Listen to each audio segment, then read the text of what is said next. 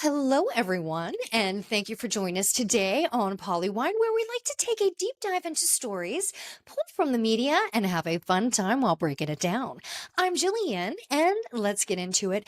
Just wanted to start off by touching a few stories that happened last week. Last week was a very filled week of major stories that were constantly breaking, and it really impacted the entertainment industry as a whole. And that's from television to music. What a huge, huge week. When we talked about some of the passings of some of the legends, I mean, just titans of their industry last week, some said it was like a ripple effect that was felt around the world, but it was more like a sonic boom that really hit us. We started off last week with the very untimely passing of Malcolm Jamal Warner at 54 years old. Last week, when we were talking about it, it was still a very new story, and we only had a little bit of details at that time. At that time, we knew last week that the details that had come out of that whole situation with his drowning was that he was carried off by a strong current to deeper water, and that was it. Now we know some more details have come out, and it's just so sad. It was him and his 8-year-old daughter were swept out to deeper water by this current. It sounded like it was quite a scene. The daughter was able to be rescued, but despite best efforts, he ended up drowning, and it's just terrible, awful. I am so sorry. What a traumatic scene for the whole family. But that poor little girl, she was in that moment with her dad, and just terrible. So we had that started off the week. Just a shock, just an absolute shock. And just what everyone has said about that man is just that he was wonderful, he was kind, he was a great father, he just gave so much. So just such a huge loss to the entertainment and to the world. Then we had the massive blow that Ozzy Osbourne passed away. Ozzy Osbourne, the Prince of Darkness himself, and it was a shock. That man had some medical issues in the last several years. He was quite open about his Parkinson's trouble. Let's just talk about that man flipped off an ATV in that major accident years ago where he was like in a coma for a while. Was he in a coma? Like, he was in the hospital for a while. Like, it was major. He survived that. And this man, and pardon my pun, in his career and life, this guy had more lives than a cat. And I mean that with absolute respect, because I know Ozzy Osbourne and Sharon were just huge animal lovers and protectors. And, every time that you would see him on TV, he always had like a little tiny dog on his lap and was petting him. So he was just a huge animal lover. So I mean that truly with respect. He was kicked out of his band. He then started his reality TV. He had a comeback career, a solo career.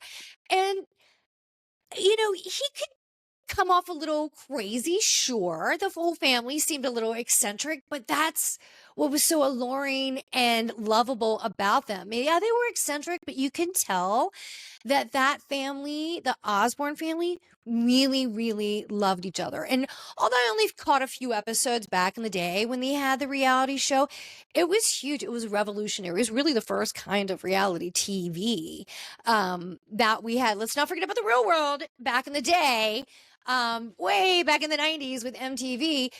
But the Osbournes really were like the major kickoff to reality TV. And it's still to this day, out of all reality TVs, yes, it's supposed to be real, but it does seem like there's some scripted elements behind a lot of these shows, some more than others.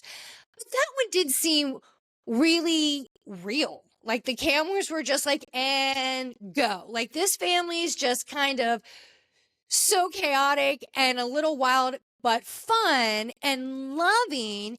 It just worked. You didn't have to give any direction. There was no direction. And for that family, it worked. It made them lovable. It made them relatable. It made them, you want to come back and get more. And even with all of that, I always found something so charming and adorable about Ozzy Osbourne and his later life, when he was on TV. He was always direct, and sometimes he was a little, kind of pissy with his attitude. He's an old man. He's set in his ways. He's allowed to get that way when he wants. He's the Prince of Darkness. That man has reached the highest peaks of the mountains in the music industry. So do what you want.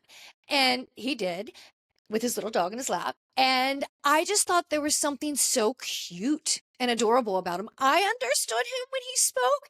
I love that there was always subtitles every time he opened his mouth on TV.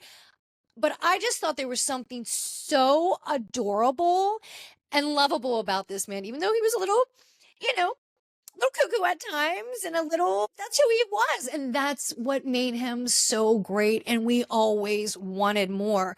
So, what a loss. What an absolute loss to, again, the entertainment, TV. He was amazing television. He was just incredible in the music industry. So it was a massive, massive loss. Speaking of TV, his son Jack, and wow, what way to see somebody really change the course of their life. Jack Osbourne, he did a lot of shows and mini series, and I want to say it was like Discovery, and I'll double check all this, but it was Discovery, like Travel, Annie, like some of those channels like that. He did a lot of little tiny side shows, but there was one that he did with his dad, Ozzy Osbourne, and what is it called, like Jack and Ozzy's like World Detour, I think it was World Tour Detour, something like that. And I want to say, I think it was on Annie, but it was where Jack and Ozzy Osbourne traveled together across the country and would hit certain parts of the country and study the history and just kind of do a deep dive, if you will, in the history of this town. And Ozzy Osbourne was such a history nut. Like, he loved history. I understand. I'm a history nut. I love it. And I just thought there was something so endearing about that show, because I can't imagine how much stuff ended up on the editing room floor. I really can't. But there was something so adorable about that show. You could tell they loved each other, yet, but they were family. Like, there's only so much time that you can be with family in a confined RV. So you could tell that they got a little annoyed with each other at times. Sure. Totally natural. And then, of course, it was Ozzy Osbourne, and he, would kind of go off on these tangents about history. And there was this one episode, it'll always stick with me. I think it was Memphis, and Ozzy Osbourne was talking to some of the old school, like, country musicians and stuff like that. And that's his wheelhouse. And he was just like a little boy, just wanting to absorb it. And he was just so in awe and just proud and just taking it all in. It was just such a great episode. I loved it. So if you ever have a chance, and if you're an Ozzy fan and you also like history, and you like Jack too. And I think it was like Jack and Ozzy World, I think it was called Detour, or Ozzy and Jack.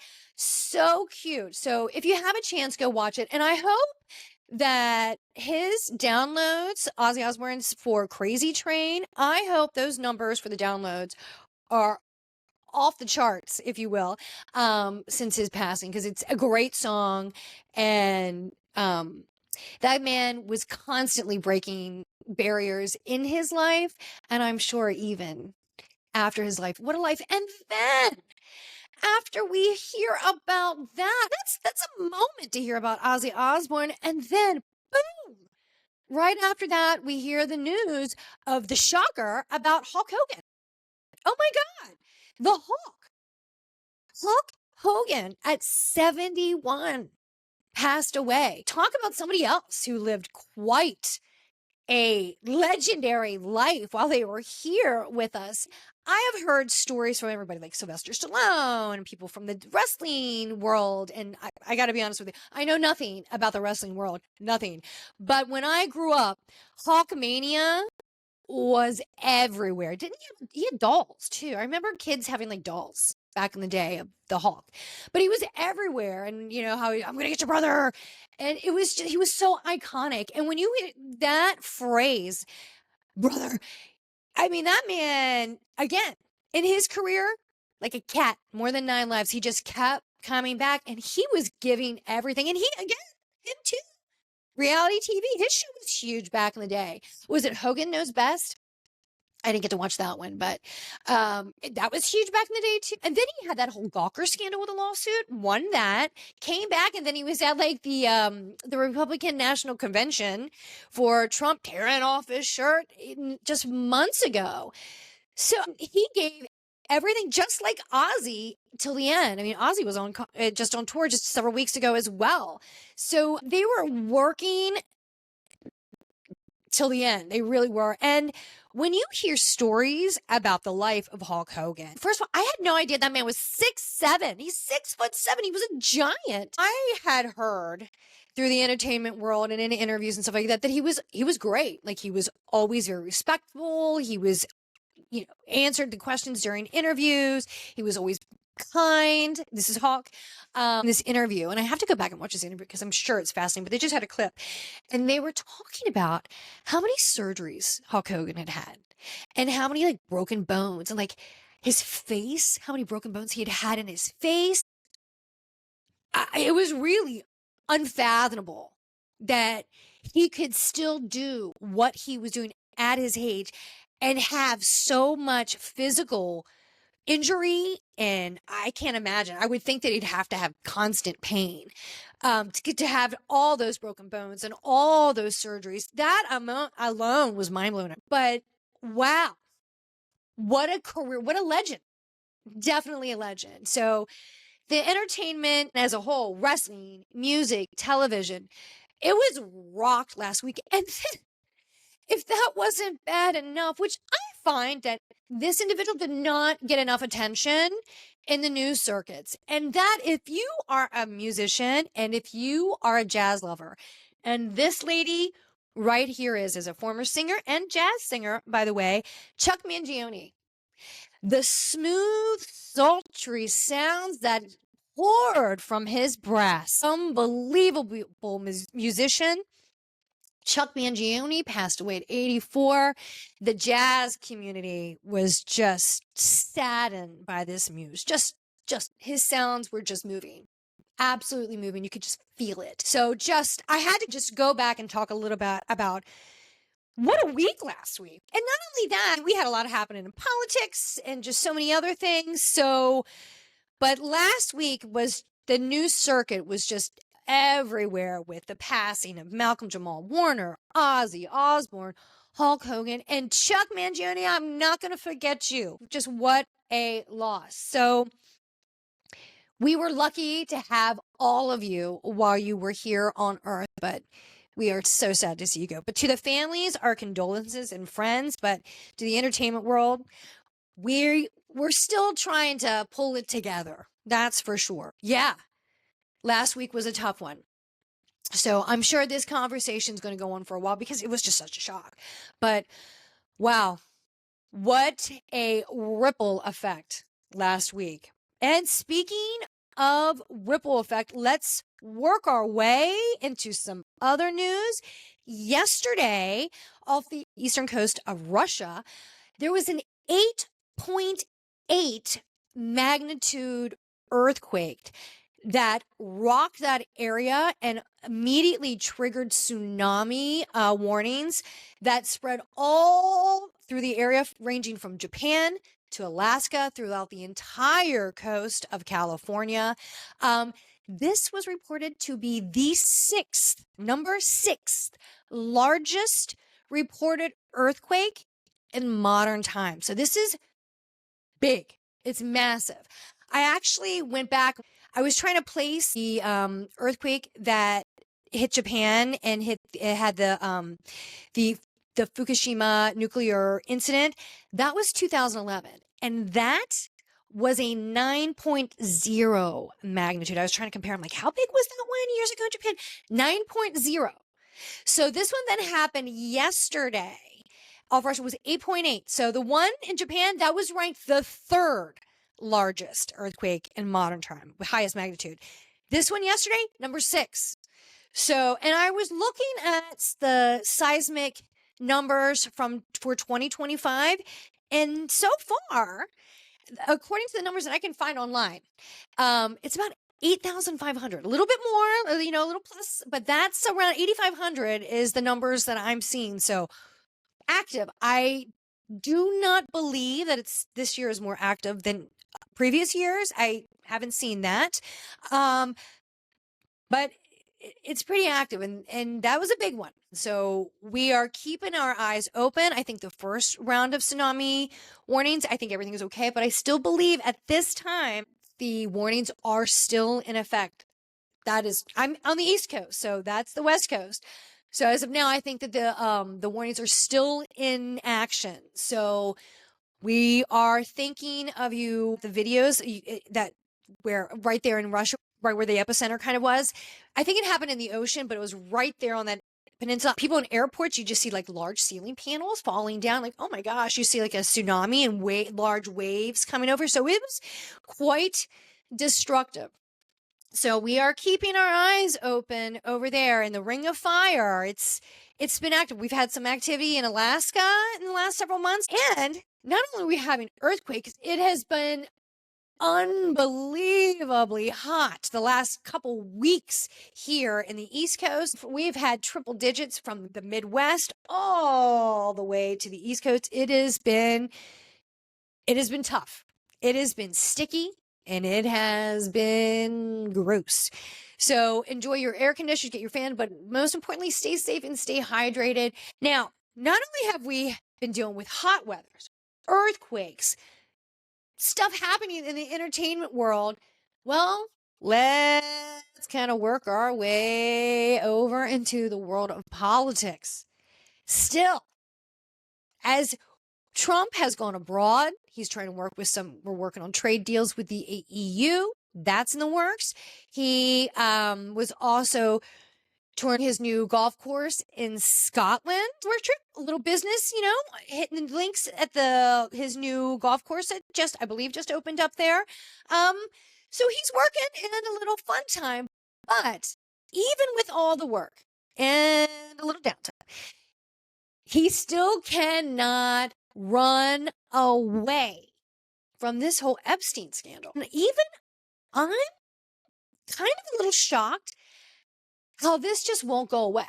Because with all the other kind of, I guess you can call them scandals, kerfluffles that have happened in the news, whatever you want to call them. And there has been a lot with Trump and some of the stuff they talk about, the Access Hollywood and some of the court cases and you name it. There's a lot we can go back on. A lot of his base weren't even faced by some of these scandals, if you want to call them. Unfazed. But this is affecting them. They are getting upset. And I even am a little floored how quickly Trump is turning on some of those people that supported him. And they're asking to release these Epstein files. And now you're just kind of shooing it under the rug. It's a little suspicious. And they want more answers. You can't just kind of give them a little bit here and a little bit there. It's like a lure on a fishing line. You can't do that. And as more outcry comes for the release of some information, the pushback's getting stronger. And seeing the churning of the water, like there's a tide coming in and it's unusual. And the fact that he's kind of like, I don't care what they think. This is not happening. Get over it. Get over it. It's a shock. And I said for the last several weeks, is this going to be the scandal that the Trump administration just can't shake? And so far, it looks like it kind of is. Like this one has got legs and it's still kind of running the long distance. And we shall see how it plays out. But I kept saying last week on the podcast to all the Republican people, you hitched your wagon to Trump. That's fine. But if something more comes out, something more scandalous or allegedly, if anything would come out in relation to Trump being somewhere somehow involved in these files, and we do know he's in the files, they were associates. There's no implication of wrongdoing, just being associated with this individual. A lot of people were at that time. If there would be anything that could come out that could be negative or much worse, and that could come out, that could definitely jeopardize your career. And I kept saying, careful, Ghislaine Maxwell, who knows all the secrets, who knows where all the skeletons are buried. She's alive and well and sitting in prison. She's not happy she's in prison, but she's alive. And who knows what she has to say. And guess what? Well, now she's talked. She has talked to some authorities, and for 2 days she sat down with attorneys. She answered questions, and she's willing to speak.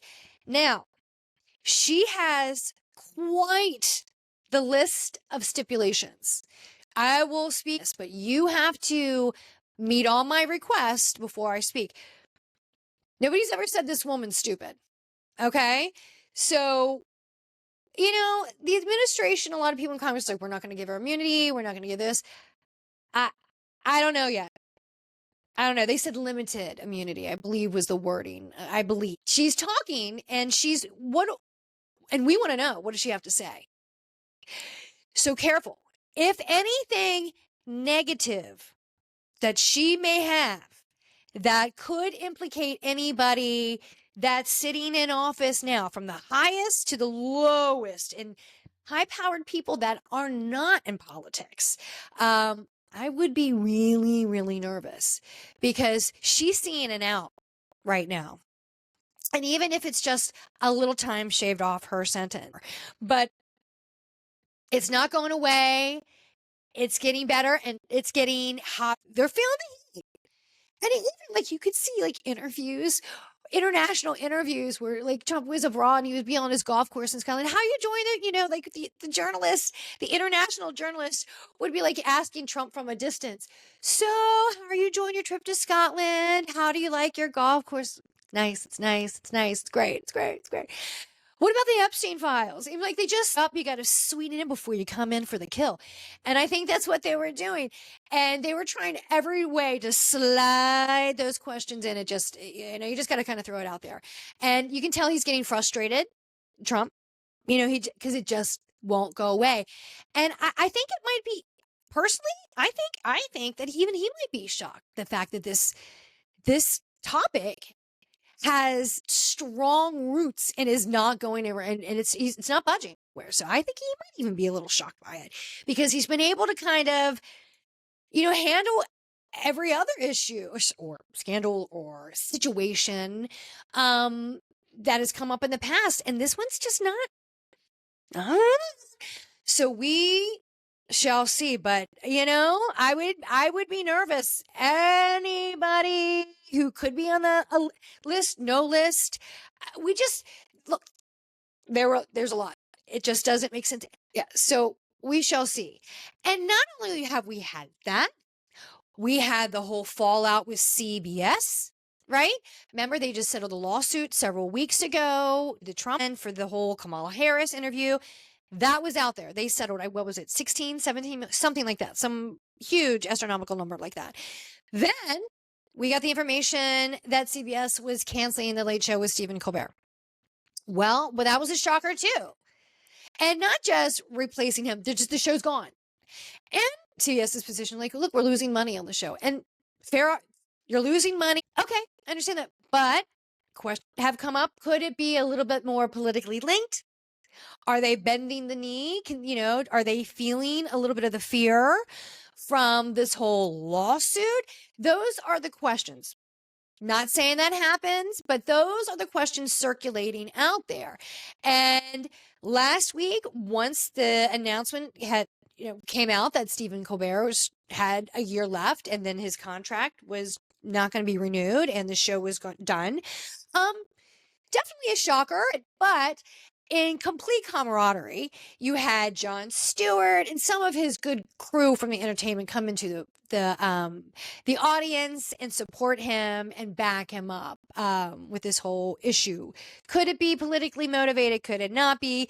They obviously feel that there is a political link, but CBS put their position. This is a financial decision, nothing else. But it does, the timing is a little off. So that's why there's questions. The timing, it's too close. Speaking of CBS, did you see the new episode of South Park?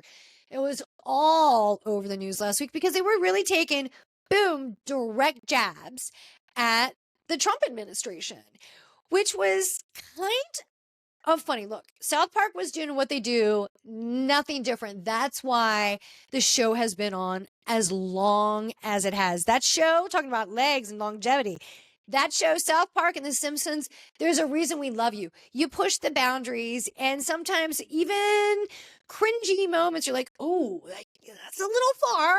It's a little too much. But that's why we like it. That's why we need humor. In difficult times, we need humor, and sometimes sarcasm and satire is really the best mix. So it was great.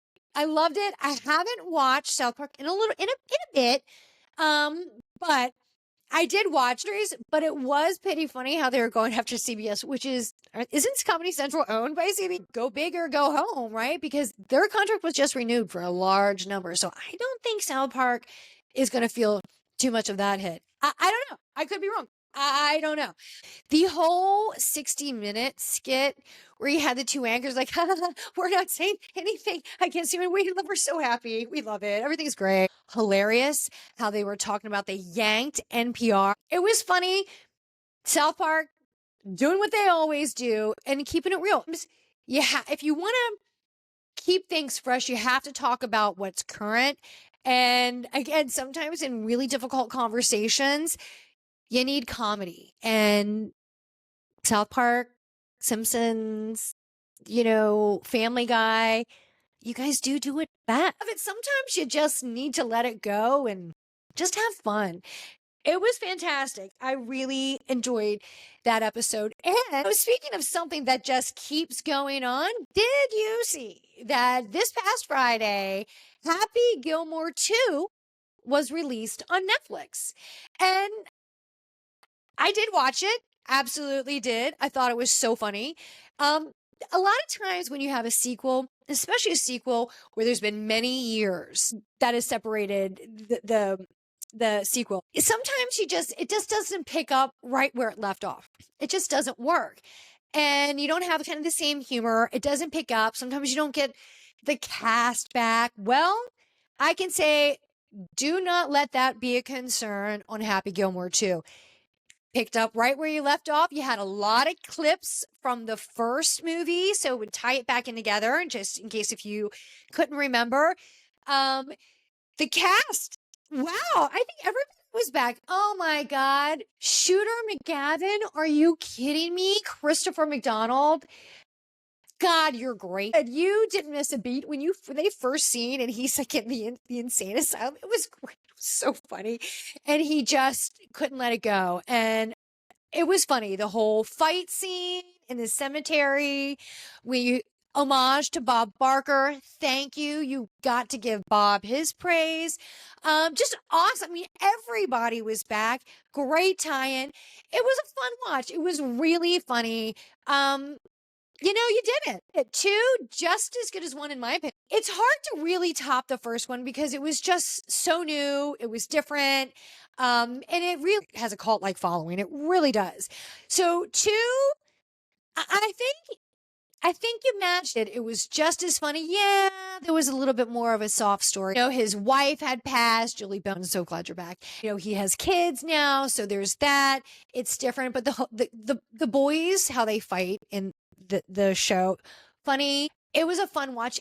And the professional golfers that were all in the movie, it made it so good. And it just kind of took it up a notch, especially with all the professional athletes in it, the golfers everywhere. And if I could jump around just a hair, if you like watching Happy Gilmore and you're in, or two, and one, of course, both are on Netflix. If you're still in that golf mood, 'tis this season for sure. Go over to Apple TV Plus.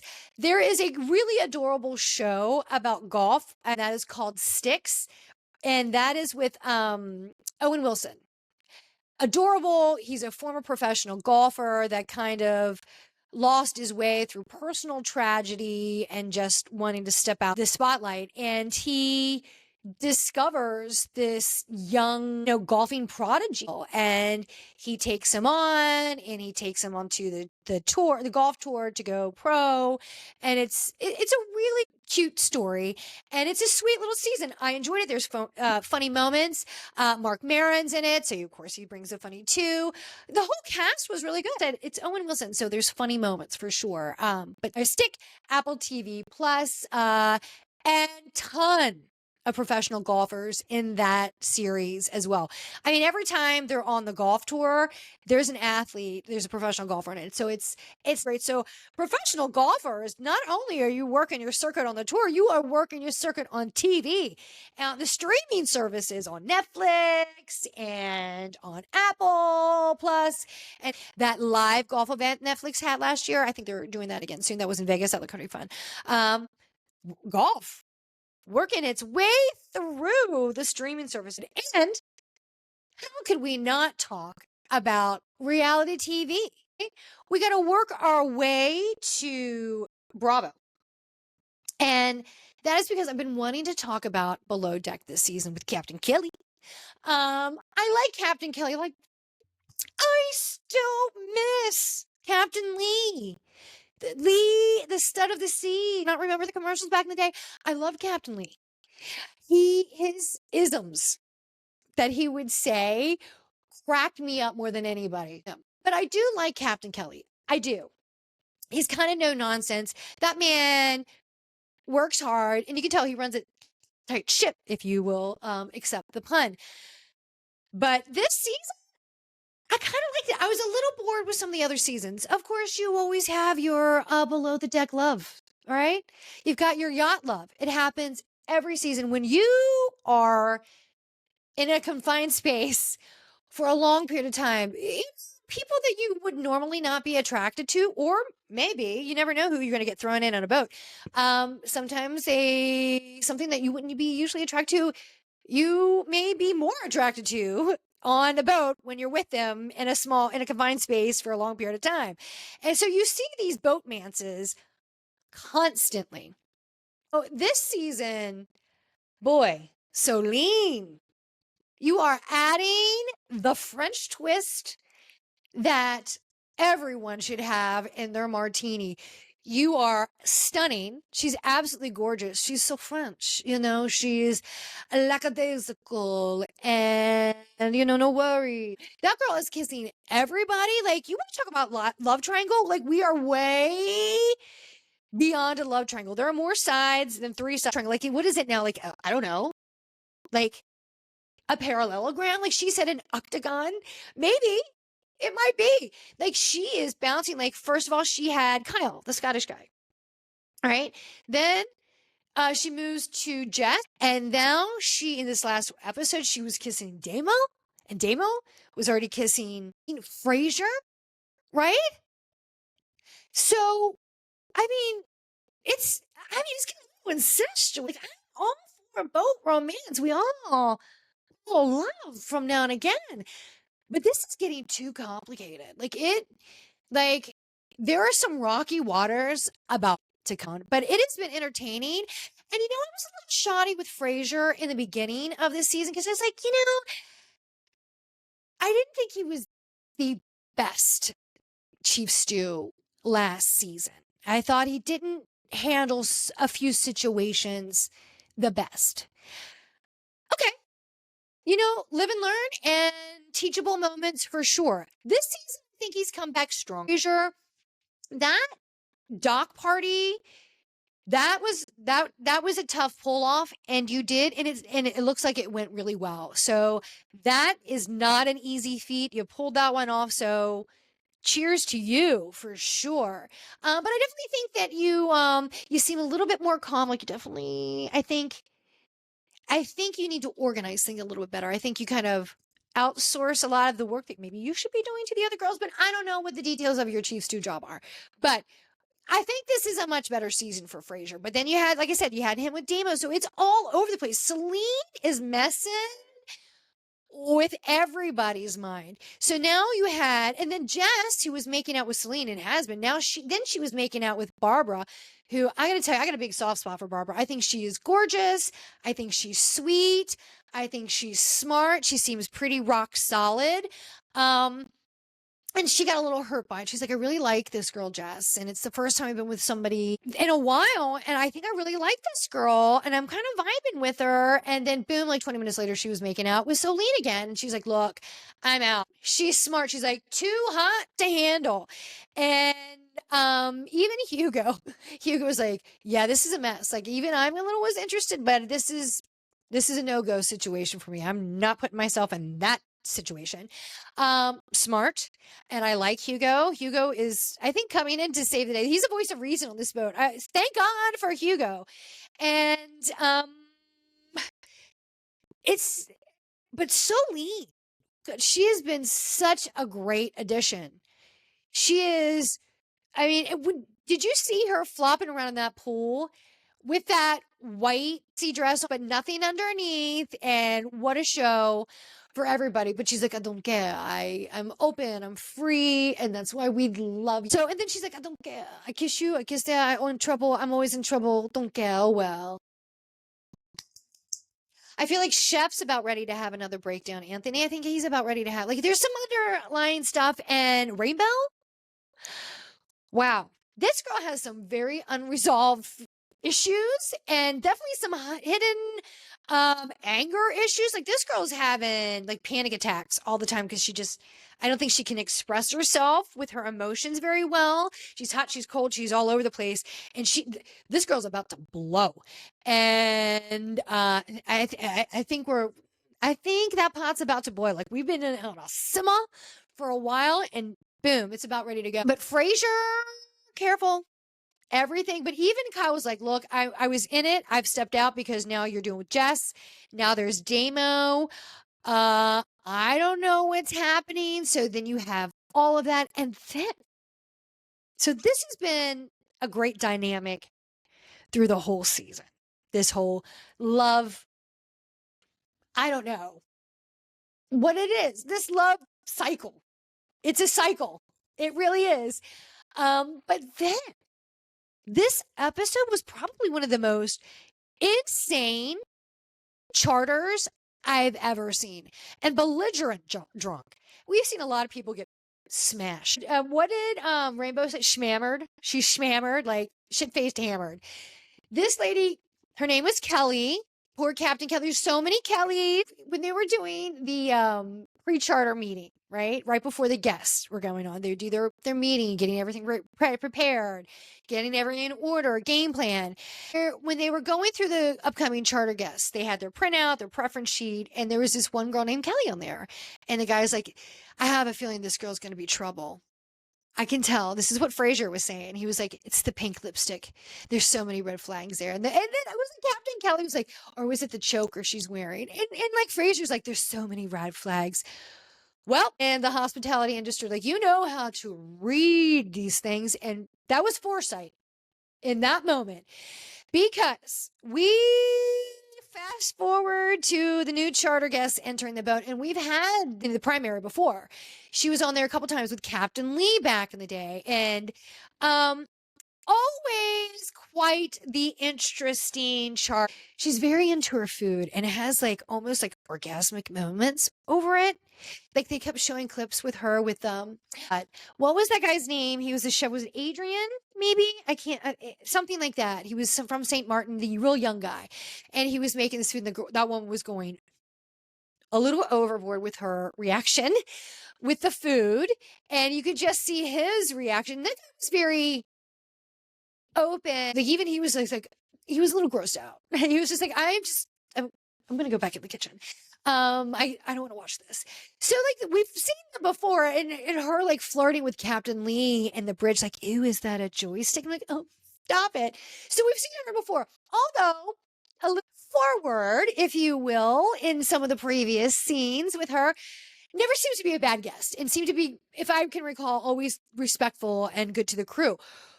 Well, that one girl, Kelly, that they were talking about, that could be a mess. She was a mess. She was a mess. She came on the boat. That girl was obviously pre-partying before she even stepped foot on that boat. And she was hammered, schmammered. And, here they were, everybody's getting the tour of the boat. And you can tell it's already chaos. They're trying to get out of trying to get out of port, trying to get out of the dock. Everybody's on the deck. And you can't be because it's distracting for the deck crew and the captain trying to get onto this bridge. And they're just all over the place causing chaos. So let's get distracted with food. They feed them. Everybody's sitting at the table, enjoyed this, what looked to be just super yummy food. Good for you, chef. Way to have a good redemption story, chef. But I feel like he's going to blow soon. So they're all enjoying the food. And this girl, Kelly's like, I'm not eating. I want to drink. I hate food. She just gets up. She's like, I'm going to go do the water toys. And the crew right on was like, she's really hammered. Like, we need to keep an eye on this guest. Like, this is going to be a problem. And definitely a safety concern. And they're watching her and she's trying to get in the boat. And they're like, look, I understand. Like, the captain's all over it. Captain Kelly, you and the crew all over this girl. Kudos to you. And she's like, I want to get on the banana boat. I'm going to get in the jet ski. They're like, look, you've had a lot to drink. This is kind of a safety concern now. You, you should, anywhere near the water, you should have a life jacket on. And B, you really shouldn't be driving anything under the influence. You've had way too much, and this is really not safe. So they're trying to get a life jacket on her. They're like, well, look, I'm afraid she's going to fall in, hurt herself, hit a head, whatever could happen. Like anything can go wrong here. We're water, drunk person, slippery deck, bad scenario. So like, just put a life jacket on. So she's like, no. I lived in Hawaii. I can do it. She's just belligerent drunk. And we've all seen those, but this woman takes the cake. Like, she's crazy. I mean, I was a bartender for many years. I have seen law enforcement get involved with belligerent drunks. This girl might be up there and putting everybody on the boat at danger. Everyone. And they're like, no. No, this is not, don't do this. And she just jumps right in the water. And then poor Jess, who's in a life vest, is like doggy paddling it to her. And like, poor Jess, she could get kicked. This one could take her down. This is definitely an issue. And poor Jess slowly lures her back in. And they're like, you can't get in. You're done. You're cut off. You're done. They get her back on the boat. They're like just trying to get her into a cabin, just get her into a safe thing. This woman starts fighting back, like pushing through. She scratched Captain Kelly. She's throwing pellets. You're disgusting. I do what I want. I hate you. The camera crew, I bet you're like, where do we go in this situation? Because, this has got to be a small space. And this woman's all over. I hate you. She's looking directly in the camera. I hate you. I hate you. I hate all of you, going off on them. And, everybody's trying to restrain her gently. Captain Kelly's like, don't touch her unless she comes at you. And then if it's a safety, we have every right to do so because she's coming at us, and the safety of my crew and the people on this boat takes top priority. And this woman is jeopardizing everything. And who knows what, people do crazy things when they're heavily intoxicated. And they cannot calm this woman down. If anything, it's just escalating. She's getting more mad. She's now threatening them. I have FBI. And then, they're all like, just get in the room. Let's calm her down. The primary's like, can we get her some tea? And Fraser's like, yeah, tea coming right up. And I'm like, tea? I think I need something stronger. I think this woman needs a triple venti. She needs something really loaded, heavy, strong to tame that buzz. And, and then not only that, and this is where Bravo and our reality TV show meets politics. This is where they merge. And she's yelling at everybody, I hate you. I can do what I want. I mean, it's insanity. And then she's like, Democrats. You're all Democrats. And we're like, what? Where did that come from? Why is it got to get political? Why? This is an unprovoked political attack here. It was insane. And then the next scene you see is Captain Kelly calling the port authorities. Like, the guy's response on the deck, the Marine security, was the best. Captain Kelly calls the marina, and he was like, hey, it's the security guy. He answers the phone. He's like, we need to get some cocktail. We have a heavily intoxicated guest that's causing a scene and this and that. And the guy was like, wow, that bad, huh? I mean, I'm sure they have seen some things and dealt with some really intoxicated people. But for the security guy's response to be like, wow, like that bad? Yeah. Okay. Have a boat here in 5-10 minutes. We'll get him out there. No problem. But his response was classic. Wow, that bad? And he's like, yeah, it's that bad. And then to have like the crew, like holding the door to keep that woman into, keep her locked into the cabin was just incredible. It was just so fantastic. And then to see the crew, the guests that were with her, they were like, we didn't want her to come. And like the older guys up in the upper door, like, I'm not going down there. Like, I need to get some stuff down there, but I'm not going down there. I'm not dealing with that kind of crazy. And then there was one epic scene where like everything was just unfolding down below deck and she's fighting with the crew. And then they have this split screen with the other guests that's still sitting at the table enjoying what looked like a lovely meal, going, oh my God, this pineapple sorbet is just amazing. So funny. Cheers to you editing. That was fantastic. So it was insane. And then, so we're just waiting for this. And the other guest, and they're going like, I have been through hurricanes that haven't been as crazy as that Jersey girl. And Captain Kelly was like, yeah. I mean, wow. And then on Watch What Happens Live with Andy Cohen, right afterwards, you had Jess and Hugo on, and they were like, it was so much worse. I can't imagine what ended up on the cutting room floor of that episode. I even went back this morning and watched the Peacock episode. I'm sure there was so much that we probably missed that was a mess. I hope we get to see more some way, somehow. But that was really good. It's good entertainment, but I felt so bad for you. And poor Jess was like trying to like barricade this one. I'm like, that poor girl, like you were trained for that. Like she's not a bouncer, but she was given that job. I can understand. Like she's the only girl that could do that. The rest of her guys on the deck crew. So I understand, but I was worried about her safety there but her seeing like her, like wading out through the water, trying to chase after that woman, Crazy Kelly, just insane. But Hugo, getting back to what I was saying, when he was on, Watch What Happens Live, he was like, in 10 years of yachting, she was by far the worst guest I have ever had to deal with. The worst. And that's saying something. If they have a reunion, I want to hear more about that guest. And wow, what a mess. Just shocker. What a cliffhanger. What a cliffhanger. And if we're talking about cliffhangers with a below deck, let's work over to the valley. I am going to give it to you, the valley, for episode 1 of the reunion. Well done. Good one. It was a good one. I have not had a reunion that I was waiting to see and worth watching the entire hour than this one. The last time I would say we had a reunion that was on par level with this one, I would say Vanderpump Rules. The last season of where the whole Scandal thing happened, with the whole falling out with Scandal and Ariana Madix, who again killing it on Love Island USA. Get it, girl. Awesome. But we have some of our old Vanderpump faves. Crazy Kristen, the voice of reason this season, and I loved that's how Andy started off the reunion. He was like, Kristen, you have considered yourself an empath, and who would have thought that this season you were the voice of reason? Yes. The evolution of Crazy Kristen Doty Kristen, I'm proud of you. And now you're going to be a mom.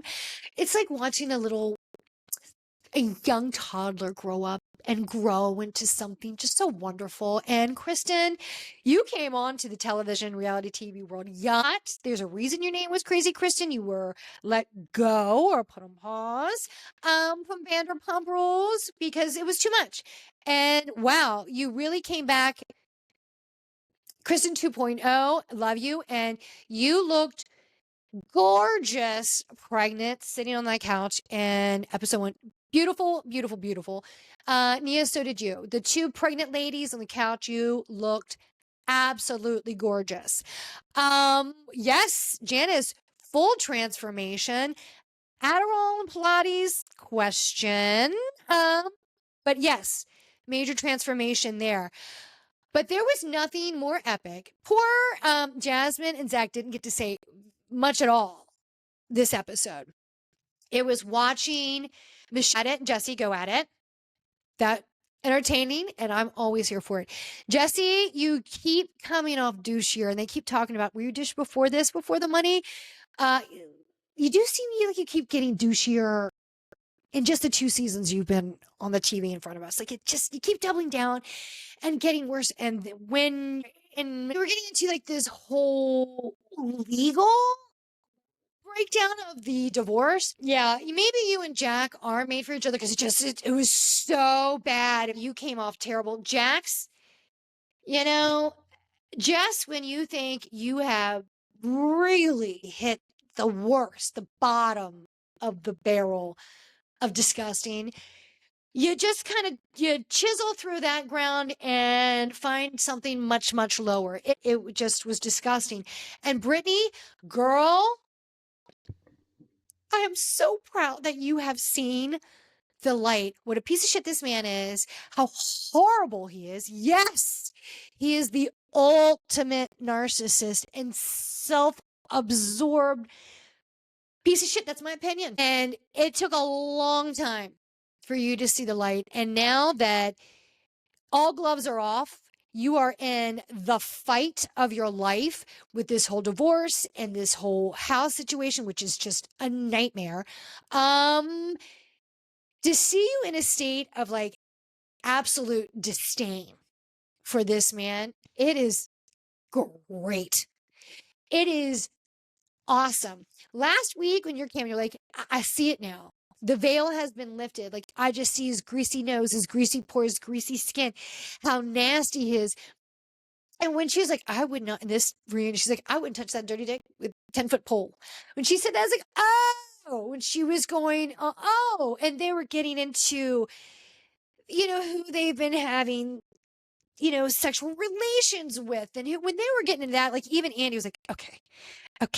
Like, even Andy, like, who seems ready for this reunion, because a lot of times he's like, oh, God. And I got to tell you, all 3 episodes of the Atlanta reunion is not worth 3 episodes. And I don't know how you squeaked that one out, but you did. And it fell flat. But, whoa, like, he was just like, God, we haven't even hit like the first minute.